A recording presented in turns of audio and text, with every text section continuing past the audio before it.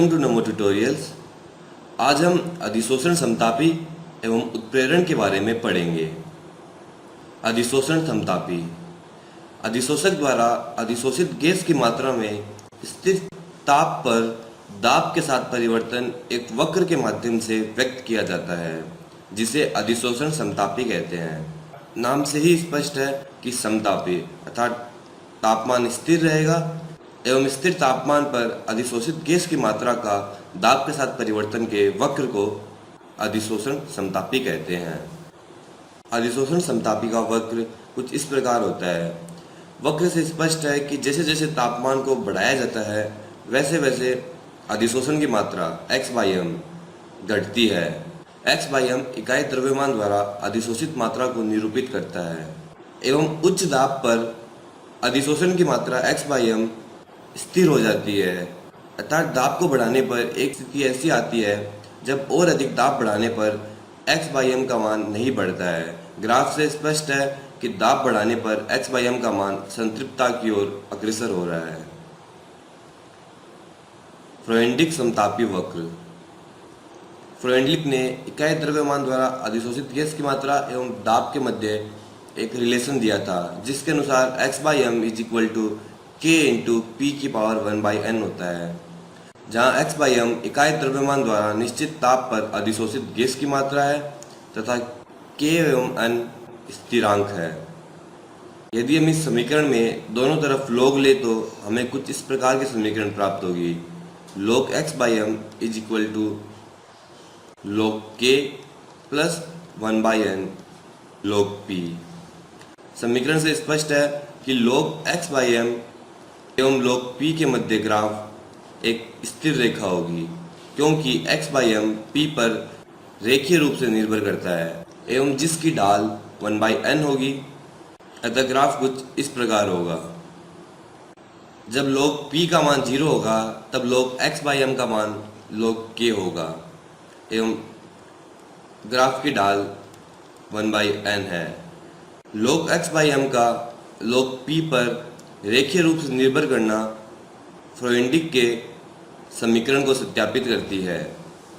प्रायोगिक रूप से प्राप्त ग्राफ में उच्च ताप पर x/m का मान स्थिर हो जाता है, अर्थात उच्च ताप पर x/m का मान संतृप्तता की ओर अग्रसर होता है, परंतु फ्रोएंडलिक की समीकरण से ऐसा स्पष्ट नहीं होता है।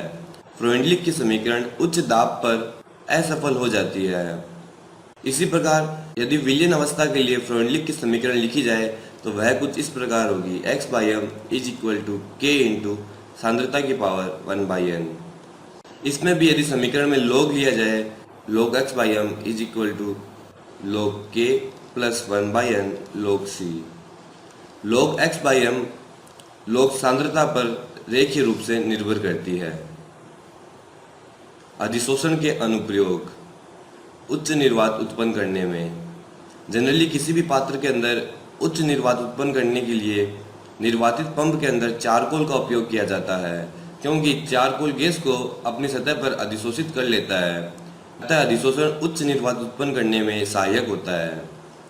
गैस मास्क में जनरली कोयले की खदानों एवं खानों में काम करने वाले लोग वैसेली गैसों से बचने के लिए गैस मास्क का उपयोग करते हैं। मास्क के अंदर चारकोल एवं अन्य अधिशोषक लगाए जाते हैं जो कि वैसेली गैसों को अधिशोषित कर लेते हैं। आर्द्रता नियंत्रण में सिलिका जेल अपनी सतह पर जल के अणुओं को अधिशोषित कर लेती है, जिसके फलस्वरूप वह आर्द्रता नियंत्रण में सहायक होती है। विलयन से रंगीन पदार्थों को हटाने में जांतव चारकोल का उपयोग रंगीन अशुद्धियों को हटाने के लिए किया जाता है। जब विलयन को जांतव चारकोल के ऊपर से प्रवाहित किया जाता है तो यह रंगीन अशुद्धियों को अधिशोषित कर लेता है। इस प्रकार रंगीन पदार्थों को हटाने में जांतव चारकोल का उपयोग किया जाता है। विषमांगी उत्प्रेरण। विषमांगी उत्प्रेरण अर्थात ऐसी अभिक्रिया जिसमें उत्प्रेरक एवं क्रियाकारक की भौतिक अवस्था एक समान ना हो। बहुत सी ऐसी गैसीय अभिक्रिया हैं जिसमें ठोस उत्प्रेरक का उपयोग किया जाता है एवं ठोस उत्प्रेरक अपनी सतह पर गैसीय अणु को अधिशोषित करते हैं एवं अभिक्रिया की दर को तेज कर देते हैं। अतः विस्मांगी उत्प्रेरण में भी अधिशोषण महत्वपूर्ण है।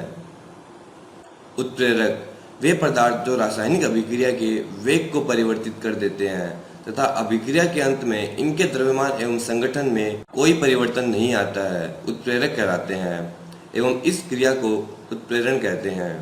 जनरली उत्प्रेरक अभिक्रिया के वेग को बढ़ा देते हैं तथा अभिक्रिया के समाप्ति के पश्चात इनके द्रव्यमान एवं संगठन में कोई परिवर्तन नहीं आता है।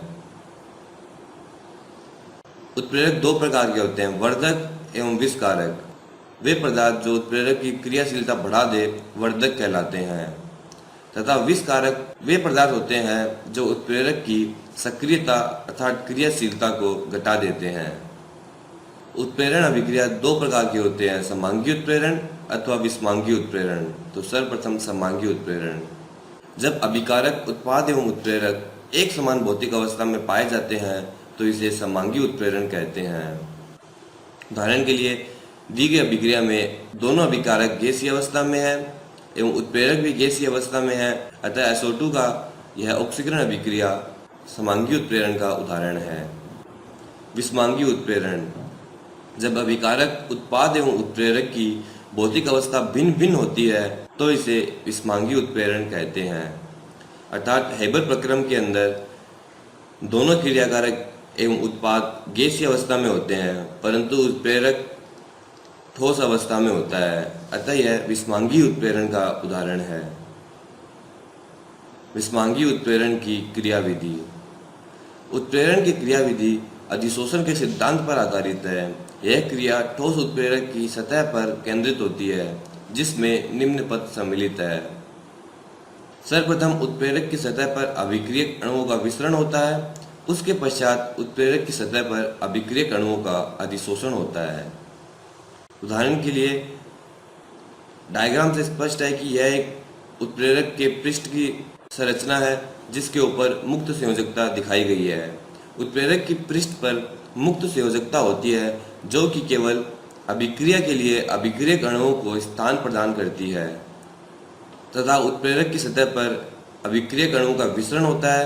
तत्पश्चात अभिक्रियक अणु उत्प्रेरक की सतह पर अधिशोषित हो जाते हैं।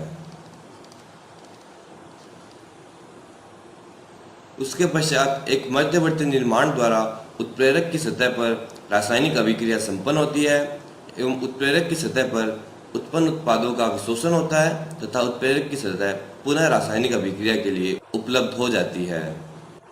थर्ड पॉइंट के अनुसार एक मध्यवर्ती निर्माण के द्वारा उत्प्रेरक की सतह पर अभिक्रिया हो रही है तथा अभिक्रिया के पश्चात बने उत्पाद उत्प्रेरक की सतह से हट जाते हैं तथा पुनः मुक्त संयोजकताओं को अन्य अभिक्रियकों के लिए खाली कर देते हैं। इस प्रकार विस्मांगी उत्प्रेरण में उत्प्रेरक अभिक्रिया की दर को बढ़ा देता है। उत्प्रेरक की सतह पर मुक्त संयोजकताएं पाई जाती है जो कि रासायनिक अभिक्रिया के लिए क्रियाकारकों को केवल सतह उपलब्ध करवाती है। ठोस उत्प्रेरकों की विशेषताएं। वर्णनात्मकता अर्थात चयनात्मकता। नाम से ही स्पष्ट है कि उत्प्रेरक केवल विशिष्ट अभिक्रिया के लिए ही उत्प्रेरक की तरह कार्य करते हैं, अर्थात एक ही उत्प्रेरक सभी अभिक्रियाओं के वेग को नहीं बढ़ा सकता है। सभी अभिक्रियाओं के वेग को बढ़ाने के लिए अलग अलग उत्प्रेरकों का उपयोग किया जाता है। कोई एक उत्प्रेरक सभी अभिक्रियाओं को उत्प्रेरित करने का कार्य नहीं कर सकता है, बल्कि प्रत्येक अभिक्रिया के लिए एक विशिष्ट उत्प्रेरक होता है, अर्थात उत्प्रेरक की विशिष्ट प्रकृति होती है। सक्रियता। किसी भी रासायनिक अभिक्रिया के लिए बहुत ही थोड़े उत्प्रेरक की सहायता से अभिक्रिया के वेग को कई गुना बढ़ाया जा सकता है। So with this, thank you very much.